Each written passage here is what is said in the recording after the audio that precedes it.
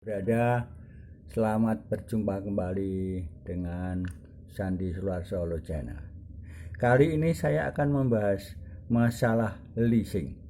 Mana leasing ini ada sebuah perusahaan yang bergerak di bidang keuangan, yaitu dengan memberi pinjaman atau modal ataupun barang kepada debitur dengan cara mengansur tiap bulan ya. Dalam hal ini perusahaan leasing dengan debitur ini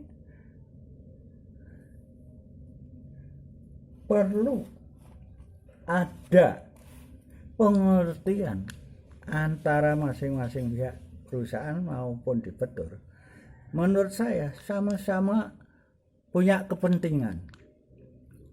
Perusahaan dapat untung, debitur ya dapat untung, ada pinjaman. Biasanya jaminannya juga tidak ketat ya. Dan menurut saya dalam leasing ini ada berdasarkan suatu perjanjian ya. Jadi menurut saya karena ini bentuknya hubungan hukumnya adalah perjanjian, maka masuk hukum perdata. Jadi perusahaan harus hati-hati cara penyelesaiannya. Ini hubungan hukum perdata. Dan sudah diatur dalam Undang-Undang Fidusia ya, 42 tahun 99 bahwa cara menyelesaikan terhadap kredit macet dalam leasing ini harus didaftarkan fidusia ya. Nah, sudah didaftarkan setiap item ke fidusia, maka tidak usah pakai ME atau mata elang untuk jasanya. Jadi sudah didaftarkan fidusia, perusahaan dengan petugas tetap bisa menarik kendaraan itu dengan bantuan polisi dan dapat melelang sendiri di perusahaan ya. Dapat melelang sendiri kendaraan itu ya. Tapi kalau tidak ada pendaftaran fidusia karena ini masuk perdata, maka perusahaan harus menggugat ke pengadilan negeri setempat ya. Harus menggugat, kemudian eksekusi, lelang umum. Nah, ini maka sudah diatur dalam Undang-Undang Fidusia bahwa harus didaftarkan secara fidusia. Nah, tidak usah memakai jasa ME lagi ya. Karena jasa ME ini, mata elang ini berdasarkan tugas dari perusahaan. Dengan tanda tangan memberi tugas, tidak main-main ini. Perusahaan ikut bertanggung jawab baik perdata maupun pidana di lapangan. Jadi perusahaan ikut bertanggung jawab secara perdata maupun pidana. Jadi tidak main-main, ikut bertanggung jawab. Kalau pidana bisa ikut 55, ikut serta ya, karena memberi perintah ya. Apalagi di perusahaan mengumpulkan nanti petugas-petugas lapangan dengan keras, dengan cara-cara yang menekan kepada petugas, ini pasal 55 masuk ini, ikut serta ini ya. Jadi tidak main-main, harus hati-hati terhadap penggunaan jasa ME. Saudara ikut bertanggung jawab baik kerugian secara perdata maupun pertanggungjawaban pidana. Selanjutnya ada 3 jurus, mungkin ada 3 hal yang dapat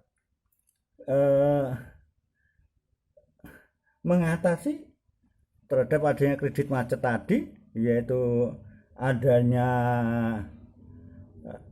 restrukturisasi, rescheduling, dan reconditioning yang ketiga. Yang ketiga reconditioning ini, jadi antara perusahaan leasing dan debitur sama perusahaan, debitur suruh bikin perjanjian ya. suruh bikin perjanjian akan menyelesaikan kawan, ya.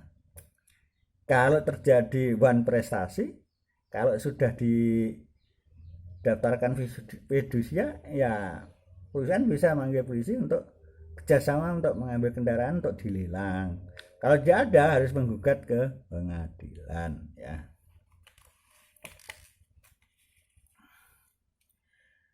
Biasanya ME ini di kota-kota besar biasanya ada 4 kelompok sampai 6 kelompok membawa data-data nomor kendaraan dengan jenis-jenisnya yang lengkap. Dia pakai surat tugas, nanti biasanya sudah ada langsung ngejar mengambil kendaraan. Tapi kalau itu dengan paksa, ini sudah melakukan tindak pidana. Kenapa? Karena ini merupakan perampasan hak. Coba lihat STNK-nya, lihat BPKB-nya. Sebagai jaminan kan BPKB di perusahaan leasing. Namanya siapa? Itu nama dibetur, ya. Jadi merupakan unsur pidana perampasan hak melekat di sini. Jadi perusahaan ikut bertanggung jawab terhadap perbuatan petugasnya di lapangan. Ini melanggar hukum, yaitu perampasan hak. Jadi bisa kena tindak pidana perampasan. Ikut bertanggung jawab perusahaan ini. Selain pelaku subjek yaitu yang di lapangan bertanggung jawab, tapi ada yang pemerintah ikut bertanggung jawab. Menurut saya, karena dasar hukumnya adalah dasar hukum dalam hubungan leasing ini, yang digunakan leasing ini, ada sebuah perjanjian. Nah, karena perjanjian, ya, masuk ranah hukum perdata, ya, masuk ranah hukum perdata. Maka apabila macet, kreditur atau perusahaan leasing harus menggugat di pengadilan negeri setempat. Itu kalau tidak mendaftarkan fidusia. Kalau fidusia jelas dasar hukumnya perusahaan kuat. Kalau minta bantuan polisi untuk mengawal, untuk menarik kendaraan bawa ke perusahaan, perusahaan 1 minggu lagi dilelang, ya, sah secara hukum, ya.